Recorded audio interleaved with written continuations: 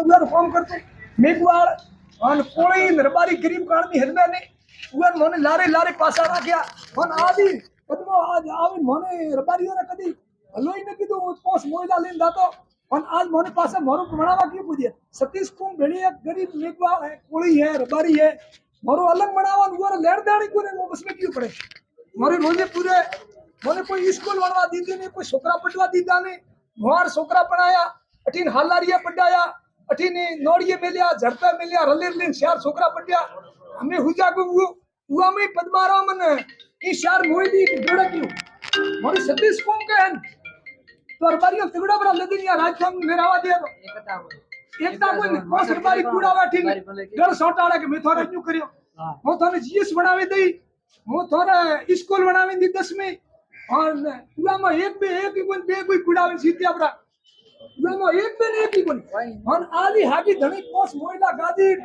वो गेकरी भाई आचार अठीन भाई पद्माराम क्या रबारियन माइला और रबारियन को मारना है हमारा छोकरा भटके काया हुआ वो कोई इलाज ही नहीं और तो ये हाकी पद्मो आविन वो आविन रबारियन नक दिए अनशन करे धरना दूंगा और आज उसी के उपलक्ष्य में आपने भी ये चीज की है, इसके बारे में आप ज्यादा क्या बताओगे? मैं आपको सीधा सीधा कहना चाहता हूं कि कांग्रेस की एक पॉलिसी रही है कि जहां भी विकास दिखना प्रारंभ होगा कांग्रेस वहां जाकर के और धरने पर बैठती है। ये केंद्र से लेकर के और गांव तक दिखता है।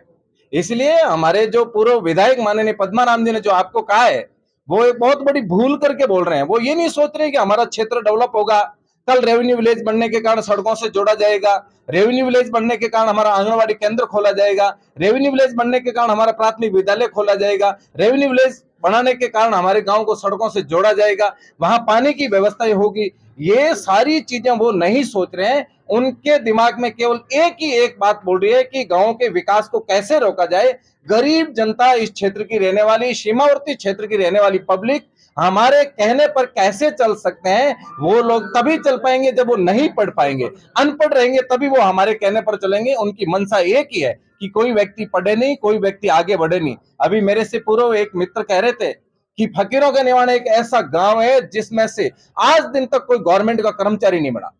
मैं आपको अवगत करवाना चाहता हूं कि जिस गांव का विद्यालय प्राइमरी का है, जिस गांव में एक प्रबोधक परमानेंट जब से लगा तब से लेकर उस विद्यालय में बैठा है, बाहर चेयर लगा करके 24 घंटे बैठा रहता है, वो कभी क्लास नहीं अटेंड करता है। आप कल्पना कर लो उस गांव के बच्चे कैसे आगे बढ़ सकते हैं। एक भी बालक वो कह रहे हैं कि हमारे गांव का कोई कर्मचारी नहीं है। आज तक किसी ने स्नातकोत्तर की परीक्षा या उच्च ग्रेड की परीक्षाएं एक भी पास नहीं की है। तो उसका सीधा सीधा कारण है कि उस गांव के अंदर शिक्षा की कमी है। और आज एमएलए साहब, पूर्व एमएलए साहब उसका विरोध कर रहे हैं, ये ठीक बात नहीं है। ये थे हमारे साथ प्रदेश मंत्री, ने साफ कर दिया कि कांग्रेस की एक ऐसी नीति है कि कहीं ना कहीं लोगों को पढ़ना नहीं दिया जाए ताकि वो निरक्षर रहें और हमारे साथ जुड़े रहें। लेकिन यहाँ के लोग ये नहीं चाहते। यहाँ के लोग चाहते हैं कि हमारे बच्चे यहाँ से पढ़ के बाहर जाएं और एक नई नीति अपनाएं। बाड़मेर से ओपी यादव, खबर फास्ट। मेरा एक ही कहना है, जो हम 2 राजस्व ग्राम बनाने जा रहे हैं वो 5-5 किलोमीटर दायरे में लंबा है, ठीक है। उसमें सारे लोग यहाँ इकट्ठे हुए हैं, वो सहमत है। और 2-3 बंदे हैं वो असहमत नहीं है। उनका 70 साल से यही भूमिका रही, स्कूल के अंदर बच्चों को पढ़ने नहीं देना, स्कूल को कन्वर्ट नहीं होने देना, और यही उनका लगनी है। और हम लड़ पड़ कर यही कोशिश करते हैं, अगर हमारा गांव नहीं बना तो पूरा गांव के यहाँ धरना पे 1 मिनट 6 मिनट तक बैठना पड़े, पर हम रेवेन्यू काम बनाएंगे बनाएंगे बनाएंगे।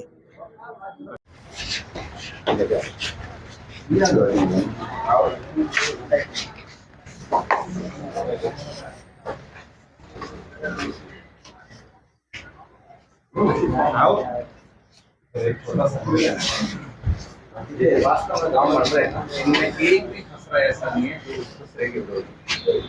यदि आपके पास कोई भी आए उनको भी आपके अपने खसरे नंबर लेकर के मैं टेली कर लूंगा, आपकी खसरे है तो आपकी बात जायज है और नहीं आप उनका केवल मकसद ये है कि गाँव का विकास नहीं होना चाहिए, और विकास को टारगेट करके ये सारा कुछ कर रहे हैं। और वो एक भी चीज ऐसी बता दे गाँव के लिए, मैं कह रहा हूँ आजादी के समय से उस गाँव में स्कूल है, लेकिन आज प्राइमरी स्कूल है जिस गांव की 1800 की आबादी है 2011 और आज वहाँ एक है, वो भी प्राइमरी स्कूल है।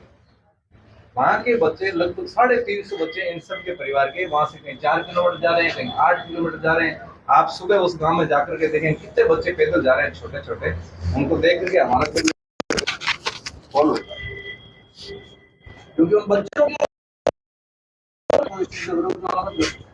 उसके लिए एक दोबारा ज्ञापन दिया है। वो चाहते हैं कि हमारे गांव रेवेन्यू विलेज बने, जबकि पूर्व विधायक चाहते हैं कि वहां पे रेवेन्यू विलेज नहीं चाहते हैं। अभी हम यही जानते हैं, हमारे साथ में भाजपा के प्रदेश मंत्री हैं, उनकी जुबानी कि कितनी सत्यता है और कितनी असत्यता है। मैं यादव जी आपको अवगत करवाना चाहूंगा कि आज़ादी से लेकर के आज दिन तक जिस गांव को विकास मिलना चाहिए था, जिस गांव को डेवलपमेंट करना चाहिए था, वो गांव 1% भी डेवलपमेंट नहीं हुआ।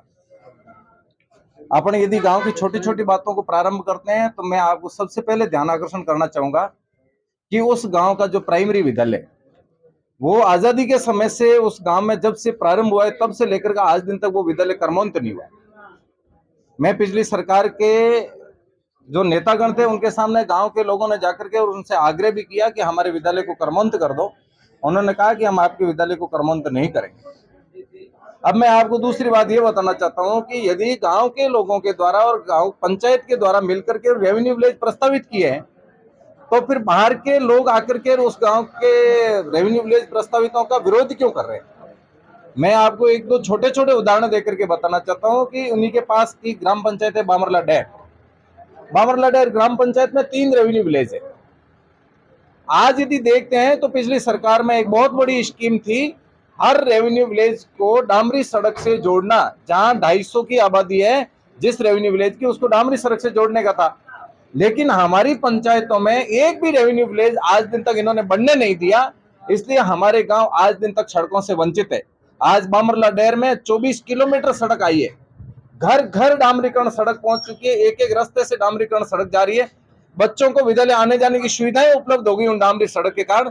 लेकिन फकीरों का निवान और भंवार दोनों ग्राम पंचायतों में बहुत बड़ी समस्या है रेवेन्यू विलेजों को लेकर के। इसलिए हमने प्रस्तावित किए हैं और हम सब चाहते हैं राजस्थान सरकार से कि हमारे जो ये रेवेन्यू विलेज प्रस्तावित है इनका आदेश जारी करके और रेवेन्यू विलेज बनाया जाए। जो ये विरोध कर रहे हैं ये इनका गलत विरोध कर रहे हैं। कल पूर्व विधायक ने, गांव वालों ने आके यहाँ पे इसके बारे में कल पूर्व एमएलए साहब पद्माराम जी यहाँ पे तहसील में पधार के उन्होंने ऑब्जेक्शन किया था गांव के लिए। तो जो भी रेवेन्यू विलेज का प्रस्ताव बनाया गया है वो नियमानुसार हमने बना करके आगे भेज दिया है। और आज समस्त जो गांव वाले हैं जिनका रेवेन्यू विलेज अलग बन रहा है वो आए हैं और उन्होंने बताया है कि किस प्रकार उनका रेवेन्यू विलेज बनाया जाना उचित है। तो हमने जांच करके जो क्राइटेरिया है रेवेन्यू विलेज बनाने के, उसी के अनुसार जो है वो आगे प्रस्ताव भेजा है और नियमानुसार जो भी नॉर्म्स हैं उसके अकॉर्डिंग हम कार्रवाई करेंगे।